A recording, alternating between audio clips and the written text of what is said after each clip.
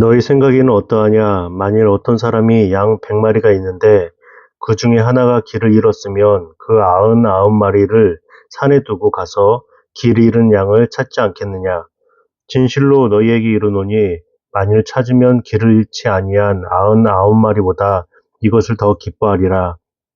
이와 같이 작은 자 중에 하나라도 잃는 것은 하늘에 계신 너희 아버지의 뜻이 아니니라. 내 형제가 죄를 범하거든 가서 너와 그 사람과만 상대하여 권고하라. 만일 들으면 내가 내 형제를 얻은 것이요.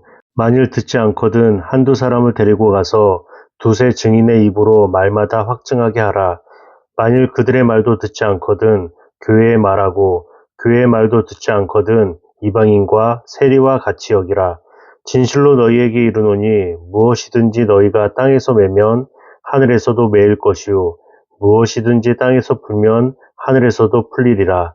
진실로 다시 너희에게 이르노니 너희 중에 두 사람이 땅에서 합심하여 무엇이든지 구하면 하늘에 계신 내 아버지께서 그들을 위하여 이루게 하시리라. 두세 사람이 내 이름으로 모인 곳에는 나도 그들 중에 있느니라. 할렐루야. 3월 8일 수요일입니다. 오늘 본문 말씀 마태복음 18장 11절부터 20절. 오늘 말씀을 통하여서 한 영혼을 천하보다 더 귀하게 여기시는 그 예수님의 마음을 품고 잘 살아가시는 저와 여러분 되시길 축복합니다. 오늘 본문 말씀 속에서 잃은 양의 비유, 특별히 교회마다 전도 축제를 할 때요, 또 전도에 관련돼서 꼭 하는 말이 잃은 양 찾기. 그래서 이 구절을 많이 씁니다. 누가복음 15장 3절부터 7절에도 잃은 양 비유가 나오죠. 그런데 오늘 이 마태복음에서의 잃은 양은 실족하고 방황하고 있는 사람들을 말하고 있어요. 그런데 여기서 잘 보셨으면 아시겠지만 너희 생각에는 어떠하냐 이렇게 물어보세요. 어떠하냐, 물음이잖아요. 물음. 그런데 물어놓고 질문을 딱 던지고 대답을 듣지 않고요, 바로 말씀을 하세요. 잃은 양을 찾지 않겠느냐. 이건 통상적인 질문일 수 있겠고, 야, 너희들 생각 좀 해봐라. 이렇게 말씀하시는 걸 수도 있죠. 그 통상적인 질문이라고 제가 말씀드린 것은 이 시대의 사람들이 생각하고 있는 답인 거죠. 통상적이다라는 것은요. 상식의 수준에서 볼 수가 있는 거죠. 그 누구도 잃어버린 양을 찾는다는 거예요. 안 찾는 사람이 없다. 통상적인 질문과 답이었겠죠. 그러면서 더 기뻐한다. 너희 아버지의 뜻이다. 이렇게 말씀을 하고 있습니다. 하나라도 있는 것은 아버지의 뜻이 아니래요. 다시 말해서 찾는 것은 아버지의 뜻이라는 거죠. 그 다음이요, 형제가 죄를 범하거든. 이건 결과가 나타난 거예요. 결과가. 그렇다면 너와 그 사람만 대해서 첫 번째는 너와 그 사람만 가서 상대해서 권고하라. 만일 들으면 내 형제를 얻는 것이요. 만일 듣지 않거든 한두 사람을 데리고 가서 두세 증인의 입으로 말을 확증하게 하라. 그것도 안 들으면 교회에서 말하고 교회의 말을 듣지 않거든 이방인과 세례와 같이 여기라. 범죄에서 어떤 범죄인지는 모르겠는데 교회 안에서 해결할 수 있는 문제예요. 해결 가능해요. 요즘 문제가 뭡니까? 교회 문제를요, 너무나 당연하게 이런 과정도 하나 없이 세상 법정으로 가져간다는 거예요. 세상 법정에서 긴 싸움일 수 있겠지만 그렇게 해서 힘 있는 교회든지 개인이 이기게 되는 거예요. 그걸 보면서 사람들이 뭐라고 하겠어요?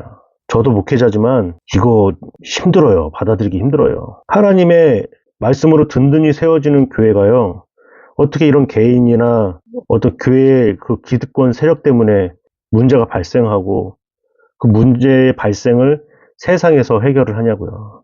말도 안 되는 거잖아요. 이런 과정들이 전혀 없어요. 15절, 16절, 17절의 과정이 없다고요. 말이 되는 겁니까? 어떻게 해서든 그 교회 안에서 이에 나타나는 죄의 범죄라면 권면하고 권고해서 그 사실들을 회개하게 하고 다시 바로 서게 해야 되는데도 불구하고 이런 과정들이 없다니까요. 얼마나 문제가 됩니까? 예수님의 마음으로 한 사람도 잃지 않는 것이 하늘에 계신 아버지의 뜻인데도 불구하고 너무 쉽게 해결하려고 한다는 거예요. 이 공동체 가운데 무엇을 주셨다고 했어요? 천국 열쇠를 주셨다고 했잖아요. 천국 열쇠. 베드로에게만 주신 것이 아니잖아요. 쓸데없이 베드로를 통하여서 교회를 세우겠다라고 해서 그 계승했던 자가 교황의 한마디가 말씀보다 더 권위가 있게 만드는 이 잘못된 이 카톨릭의 모습들, 이 말씀들을 왜 적용시키지 않는 거죠? 공동체에게, 너희에게 주셨잖아요. 너희에게. 그거 보세요. 두 사람이 땅에서 합심하여 무엇이든 구하면 하늘에 계신 내 아버지께서 그들을 위하여 이루게 하시리라. 두세 사람이 내 이름으로 모인 곳에는 나도 그들 중에 있느니라. 저도 개척교회 목사로 7년 섬기고 있습니다. 그런데 이런 생각을 많이 해봐요. 나도 좀 멤버가 확실하고 한 몇십 명만 있으면 좀 재밌게 사역할 수 있을 텐데 뭐 이런 생각들도 해봐요.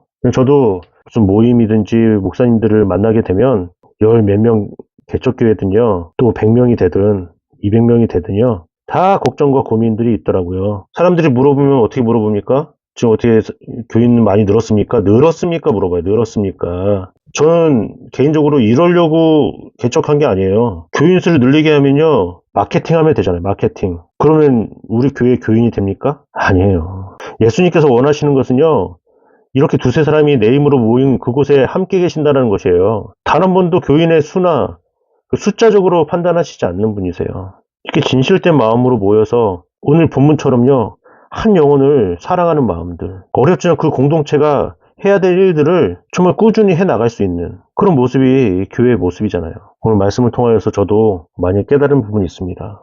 두 사람이, 너희 중에 두 사람이 땅에서 합심하여 무엇이든 구하면, 저도 이런 생각 해본 적이 있거든요. 좀 어느 정도 그래도 교인들이 있어서 함께 좀 예배도 잘 드리고 또 신앙생활도 하면 좋겠다, 이런 생각들을 많이 했는데 오늘 말씀을 통해서 보니까 지금 시작하는 것이라, 지금.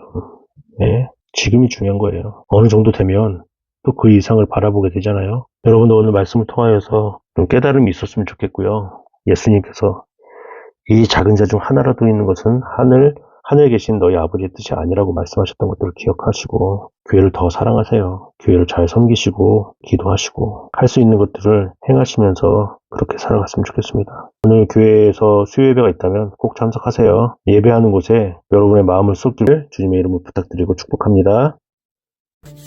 구독, 좋아요